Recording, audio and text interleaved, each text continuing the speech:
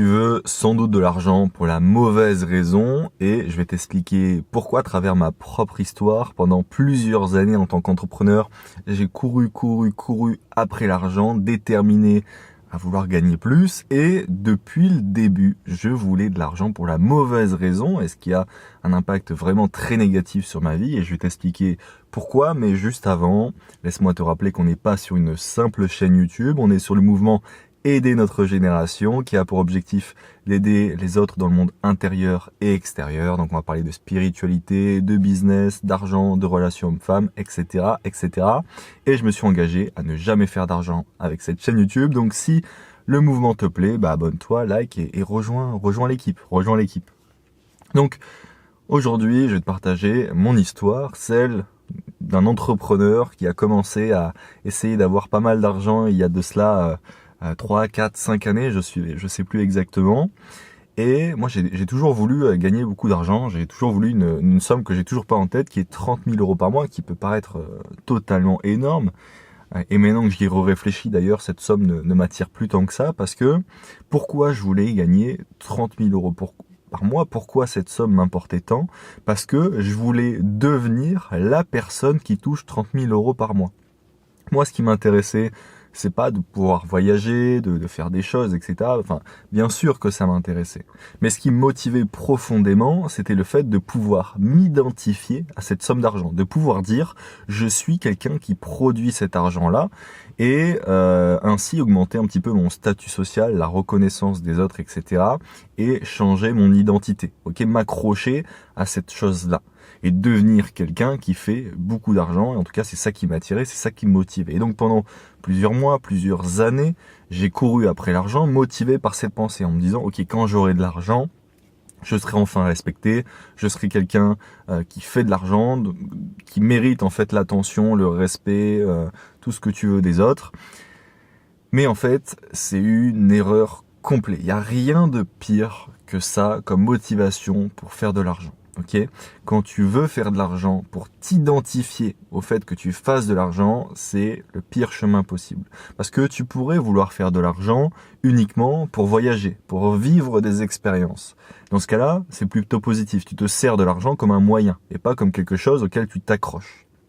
Mais le piège, c'est que la plupart des entrepreneurs ou des gens de la vie de tous les jours, ils vont vouloir de l'argent au début pour la liberté, puis petit à petit, ils vont rentrer dans un engrenage où ils voudront toujours plus pour augmenter leur statut social, augmenter, c'est ça en fait, le statut social en fait, à quel point tu es identifié à l'argent et à quel point cela va augmenter ta valorisation sur le marché. Typiquement, moi j'ai toujours voulu une Porsche, c'est toujours l'image que j'avais en tête. Je me suis dit, mais quand je serai riche, j'aurai une Porsche, je veux une Porsche. Alors qu'en soi, j'y connais rien en voiture, je me fous totalement d'à quel point elle va vite, etc.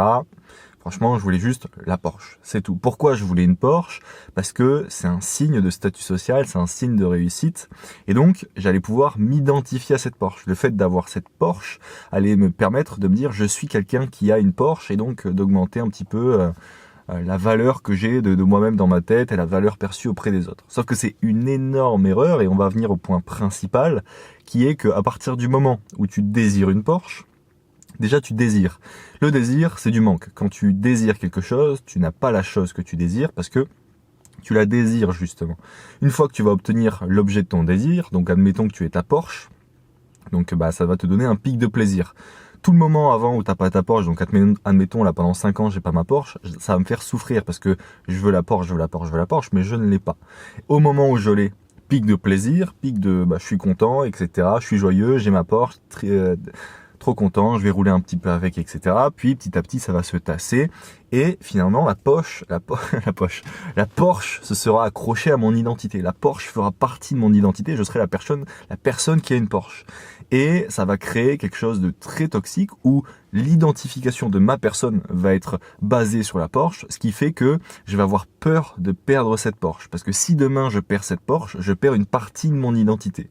La Porsche, en fait, c'est accroché à moi, l'objet matériel s'est accroché à moi et a commencé à faire partie de moi, ce qui fait que quelque chose qui fait partie de moi, je n'ai pas envie de le perdre. Et donc, quand on n'a pas envie de perdre quelque chose, on a peur de perdre cette chose. Ce qui fait que avoir des objets un peu inessentiels qui ne t'apporte pas grand chose dans ton quotidien comme une Porsche, bah ça va te générer un désir au début qui va te faire souffrir, puis une fois que tu vas avoir l'objet de ton désir, tu vas avoir peur de le perdre. Ce qui fait que ces souffrances, pic de plaisir pendant quelques temps, ça dépend de ce que tu veux, puis à nouveau souffrance. Donc tu vas avoir peur. Donc typiquement le gars qui a une Porsche et qui a pas non plus énormément d'argent, ce qu'il va faire, c'est qu'il va laisser bien souvent sa belle voiture au garage et il va la sortir que dans des occasions exceptionnelles et il va vraiment y faire attention, etc. Il va dire oh là là, il va avoir peur qu'une voiture s'approche trop, ce genre de choses. Peut-être que tu vois le personnage un petit peu en tête. Et en plus, là, malheur des malheurs, si jamais sa Porsche, je sais pas, il a plus d'argent, il est obligé de la revendre, ou elle se fait rayer et elle a plus l'allure d'antan, il va avoir l'impression d'avoir perdu une partie de soi, et comme il s'est identifié à la meilleure version de soi-même, il va avoir toujours l'impression d'être moins bien que ce qu'il n'est vraiment. Parce qu'il va se dire, ah non, quand j'avais ma Porsche et tout, j'étais trop merveilleux, maintenant je suis un peu nul. Ce qui n'est pas le cas. Mais dans sa tête, c'est ça, parce qu'il s'est tellement identifié à sa Porsche qu'il est devenu un petit peu sa Porsche est devenue une partie de lui. Et quand il ne l'a plus, il n'est plus vraiment lui-même. Et donc, il devient malheureux. Et donc ça, c'est une erreur que j'ai fait, c'est que pendant très longtemps, j'ai voulu gagner de l'argent pour être la personne qui gagne de l'argent. Et ça, c'est une énorme erreur. Je t'invite à vouloir de l'argent uniquement pour les bonnes raisons. Donc non pas pour être la personne qui est riche et montrer à très proche, regardez, je vous offre des trucs, parce que il y a pas mal de gens aussi qui vont vouloir offrir des trucs à leurs proches pour leur montrer qu'ils sont riches. Non pas, alors, ils vont pas le conscientiser, mais ça va être ça au fond. Ils vont vouloir montrer, regardez, j'ai réussi, et à travers le fait de faire plaisir à leurs proches. Donc voilà, je t'invite vraiment à désirer l'argent uniquement pour vivre des expériences, pour faire des choses dans le monde concret, pour débloquer une certaine liberté, une certaine paix d'esprit.